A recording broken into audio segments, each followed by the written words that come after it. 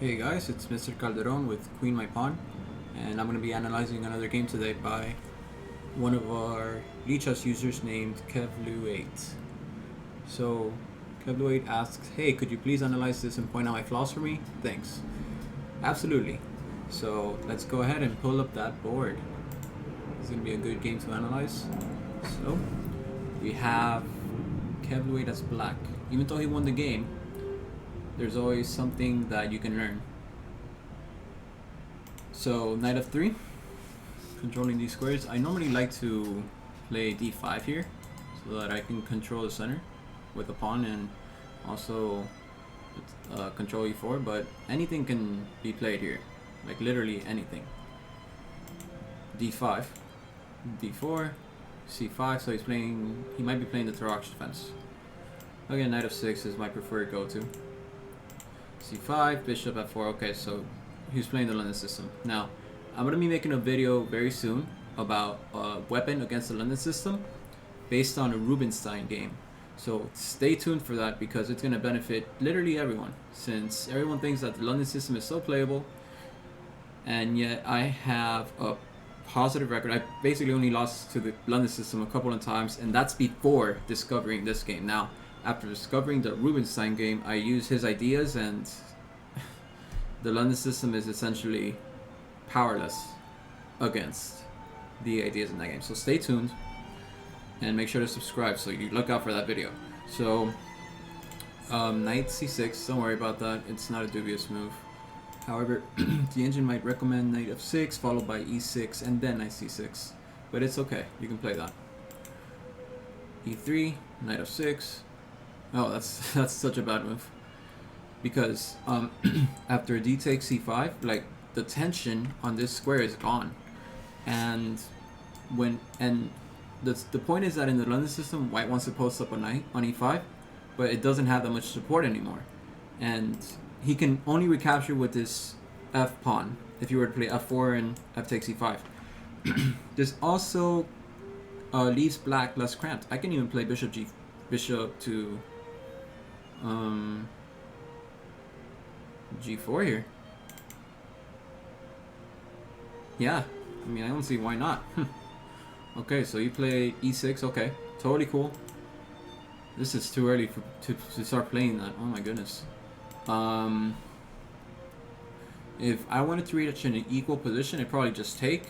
He takes back, and just go here, and I have an equal position at the very least. Like, I think honestly, like, I'm doing really well.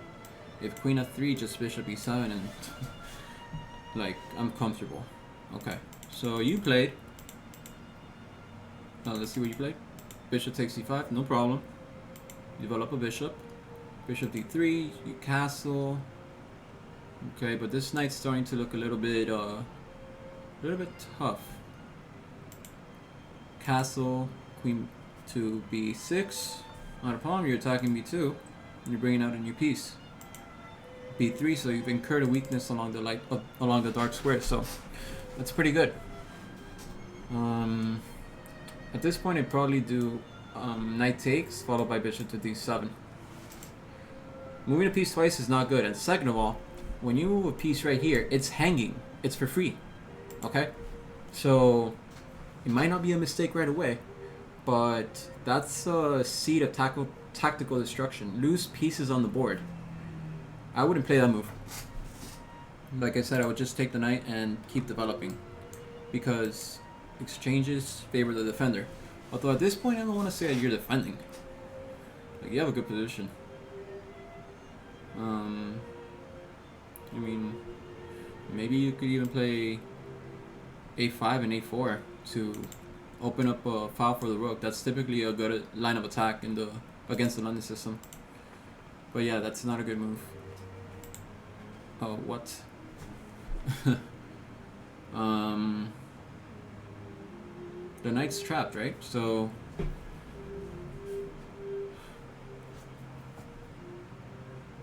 the knight's trapped, so the engine says that you should play this move. If the knight takes the rook, you win a bishop and the knight's trapped. So maybe here, but then Oh, that's impossible. What am I doing? So, yeah, that's not a good move. Here's what a typical beginner thinks. Oh my gosh, I can do this discovered attack on a loose piece, but that discovered attack is not actually strong at all. Though they don't think about the second part. So this is not a good move. At the very worst, you have this.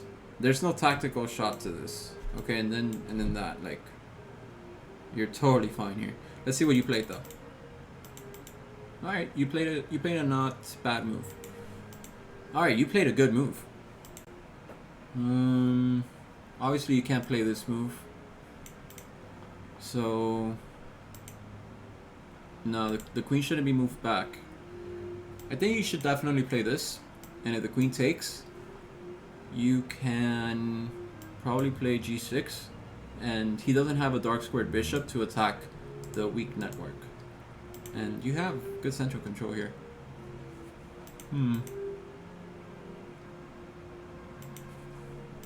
So, yeah, it's not the best move because you bring a queen back, and the queen doesn't belong here. Maybe it belongs to c4, c5. But he took, which is not a good move either. Okay, no. That's for free, and that's for free afterwards. You need to overprotect the base of your pawns. Overprotection is big, and I will talk about it when I review Nimza, which is my system in chess praxis. Overprotection is what got me here to 2300. So I need to overprotect this point, which is super. It's gonna be super strong. But you played e4, which is a mistake because now you lose a pawn. That's not bad.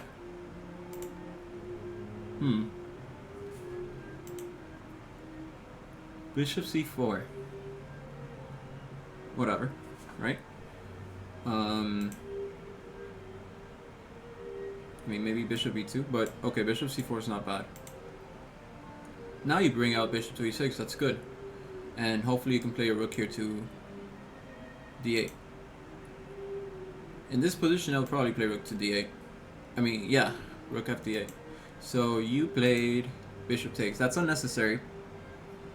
You need to probably play this move. But I can see that you did this so that you can ruin his pawn structure. Well, that's a free piece, right? You just take the queen now, and you bring the... Oh, wow. You had at the... I mean, I would have done that, but simplifying is definitely encouraged here, and you up a whole rook. I think the rest is going to be technical. Okay. Well, I mean, he just dropped the rook.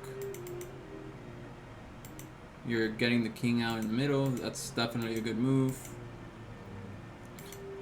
Okay, you're taking everything now. Pretty sure you can resign. I would try to create a mating net here. So right now, the king needs to be stuck in a mating net. Okay, you're threatening now king to f7 and rook to d5 checkmate. Okay, so he has to play something like this, but then you could play this. The king is gonna get trapped. So here's the thing that you need to improve on here: trapping the king. Okay, you need to trap that guy and end the game ASAP, because if not, you're gonna get either stalemate or you're gonna time out. Yeah, see, he escapes. So that's not good. You can't, even when you're winning, you can't let that happen. You need to be professional about this and just end the king. Okay, you need to end him. He resigned, but yeah, you need to end this guy. Okay, just treat it as an exercise. Oh, I know this guy's gonna be checkmated. Let me not make him escape. So that's all I have to say about that game. You played it very well. You took the pieces when they were free, but make sure to overprotect, and stay tuned for that video that I have against the London system. I would say that your central control was decent, but you need to play bishop e6 faster so you control d5. So make sure to click the like button if you like this video, and subscribe if you haven't already, and I'll see you on the next one.